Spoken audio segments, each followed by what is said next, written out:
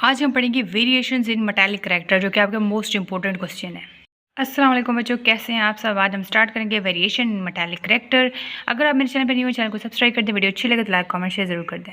Metallic character of elements. Metallic character क्या है? Metallic character है मेटल के लूज इलेक्ट्रॉन लूज करने की property. Metallic character electropositive character भी इसको बोलते हैं, यानी मेटल को लूज करने इलेक्ट्रॉन को लूज करने की प्रॉपर्टी।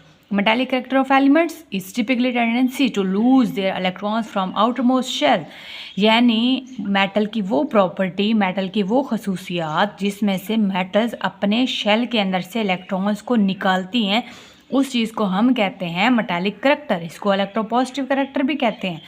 तो एलिमेंट्स, अब ये लेफ़्ट साइड वाली सारी मेटल्स हैं, ये अपने इलेक्ट्रॉन को लूज़ करती हैं, ये इलेक्ट्रोपॉजिटिव हैं, ये इनका मेटालिक करैक्टर है कि अपने इलेक्ट्रॉन को लूज़ करते हैं। तो लेफ़्ट साइड वाली जितनी भी मेटल्स हैं ये अपने इलेक्ट्रॉन लूज़ करती हैं।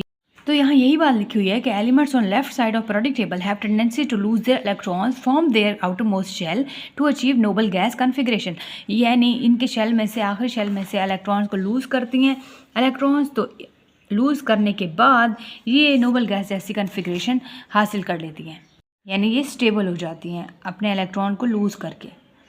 नोबल गैस जैसी कॉन्फ़िगरेशन कैसे हासिल कर लेता है? लिथियम अपना एक इलेक्ट्रॉन लूज़ कर लेता है, दो वाली कॉन्फ़िगरेशन पे आ जाता है। सोडियम के आखिरी शेल में देखें तो सोडियम के आखिरी शेल में एक इलेक्ट्रॉन है, तो इसकी इलेक्ट्रॉनिक कॉन्फ़िगरेशन देखें तो पहले शेल में दो हैं, फिर 8 है, फिर 1 है। ये अपना एक इलेक्ट्रॉन लूज़ करने के बाद कौन सी कॉन्फ़िगरेशन? नोबल गैस जैसी कॉन्फ़िगरेशन हासिल कर लेता है। जैसे नियोन के आखिरी शेल में फिर देखें तो 10 हैं, तो ये भी 10 वाली पूरी कर लेता है। तो ये देखिए इसके पास भी फिर 10 आ जाते हैं। तो अपना इलेक्ट्रॉन लूज़ करने के बाद ये नोबल गैस जैसी कॉन्फ़िगरेशन हासिल कर लेते हैं। तो यहाँ एक पॉइंट ये भी लिखा हुआ है कि metallic character of elements depend on its valence shell electronic configuration. मतलब कि मेटल जो मेटालिक करैक्टर है, इलेक्ट्रॉन लूज़ करने की एबिलिटी जो है वो असल में डिपेंड करती है कि आखिरी शेल में इलेक्ट्रॉन्स कितने हैं। जो लेफ्ट साइड वाली जितनी भी मेटल्स हैं, लिथियम, सोडियम, पोटेशियम, रुबिडियम, ये जितने भी हैं, बेरिलियम है, मैग्नीशियम है, ये जितने भी लेफ्ट साइड पे मेटल्स हैं ये अपने इलेक्ट्रॉन लूज़ करती हैं। लूज़ करने के बाद जब भी इलेक्ट्रॉन निकल जाता है पीछे पॉजिटिव चार्ज फॉर्म हो जाता है, तो ये पॉजिटिव आयन फॉर्म करती हैं जैसे ही अपने इलेक्ट्रॉन्स को लूज़ करती हैं। Elements on left side in periodic table are metals. जो लेफ्ट साइड पे है पीरियोडिक टेबल में वो मेटल्स हैं, और ये क्या करते हैं? ये लूज़ करती हैं अपने आउटर मोस्ट शेल इलेक्ट्रॉन्स, और क्या फॉर्म करती हैं? ये पॉजिटिव चार्ज फॉर्म करती हैं after losing electrons from their outermost shell.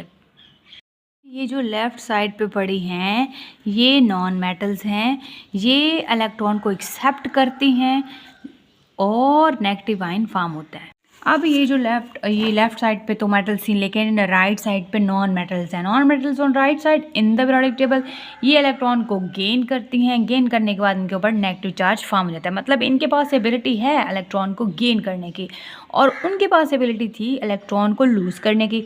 वो पॉजिटिव चार्ज फॉर्म करती थी, ये इलेक्ट्रॉन लेने के बाद नेगेटिव चार्ज फॉर्म करती हैं। और ये कौन है? ये है नेगेटिव। ये कौन सी हैं? ये है नॉन मेटल्स। पीरियड्स में और ग्रुप्स से मेटालिक करैक्टर इंक्रीज़ होता है या डिक्रीज़ होता है, आज हम वो देखेंगे। तो ट्रेंड्स देखें तो पीरियोडिक टेबल में पीरियड्स में metallic character left to right, periods में मेटालिक करैक्टर डिक्रीज़ होता है, कम होता है। Left to right metallic character left to right periods में डिक्रीज़ होता है। क्यों डिक्रीज़ होता है? क्योंकि जब एटम का साइज़, एटम का रेडियस ही छोटा होगा तो न्यूक्लियर चार्ज की अट्रैक्शन, न्यूक्लियस की अट्रैक्शन उसके वैलेंस शेल इलेक्ट्रॉन तक बढ़ेगी। जितना साइज़ छोटा होगा न्यूक्लियस इलेक्ट्रॉन्स को, आउटर शेल इलेक्ट्रॉन को, वैलेंस शेल इलेक्ट्रॉन को अपनी तरफ खींच रखेगा। By the way valence shell electron और आउटर मोस्ट शेल इलेक्ट्रॉन एक ही नाम है, तो वैलेंस शेल इलेक्ट्रॉन भी कहते हैं, आउटर मोस्ट शेल इलेक्ट्रॉन भी कहते हैं। तो एटॉमिक रेडियस जितना कम होगा उतना न्यूक्लियस की अट्रैक्शन जाएगी आखिरी शेल तक, इलेक्ट्रॉन तक अपनी तरफ खींच के रखेगी, तो इंक्रीज़ होगा। तो left to right metallic character decrease होता है, कम होता है, क्योंकि एटॉमिक रेडियस छोटा होता है, यानी एटम का साइज़ छोटा होता है, न्यूक्लियर चार्ज बढ़ता है ऑन वैलेंस शेल इलेक्ट्रॉन पे। मेटालिक करैक्टर ग्रुप्स में टॉप टू बॉटम इंक्रीज़ होता है।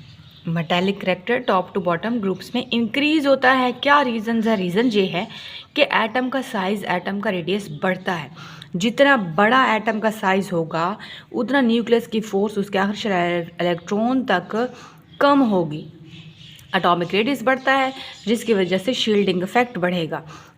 इलेक्ट्रॉन को सिर्फ उसके अंदर वाले शेल तक इलेक्ट्रॉन्स को ही वो खींचेगा। वो जो बाहर वाले शेल्स हैं, इतना बड़ा साइज़ है, बाहर वाले शेल्स तक इलेक्ट्रॉन्स के ऊपर न्यूक्लियस की फोर्स नहीं जाएगी, न्यूक्लियर चार्ज डिक्रीज, उसके आखिरी शेल इलेक्ट्रॉन तक न्यूक्लियस की फोर्स नहीं जाएगी। इस वजह से metallic character top to bottom increase होता है, क्योंकि एटम का साइज़ बढ़ता है, शील्ड इफेक्ट बढ़ता है, और न्यूक्लियर चार्ज की जो अट्रैक्शन होती है उसके आउटर मोस्ट इलेक्ट्रॉन तक वो डिक्रीज होती है। तो यहाँ तक कोई मसला ज़रूर पूछेगा, कोई फीडबैक देना चाहे तो मोस्ट वेलकम, वो दे सकते हैं। नेक्स्ट कौन से चैप्टर्स होने चाहिए वो भी बता सकते हैं, और क्लूज़ कौन से चैप्टर्स के होने चाहिए, कोई सजेशन देनी है दे सकते हैं। मिलते हैं नेक्स्ट लेक्चर में, अपना ख्याल रखिएगा। Thank you so much. Video अच्छी लगे तो लाइक कमेंट शेयर ज़रूर कर दें। अल्लाह हाफिज़।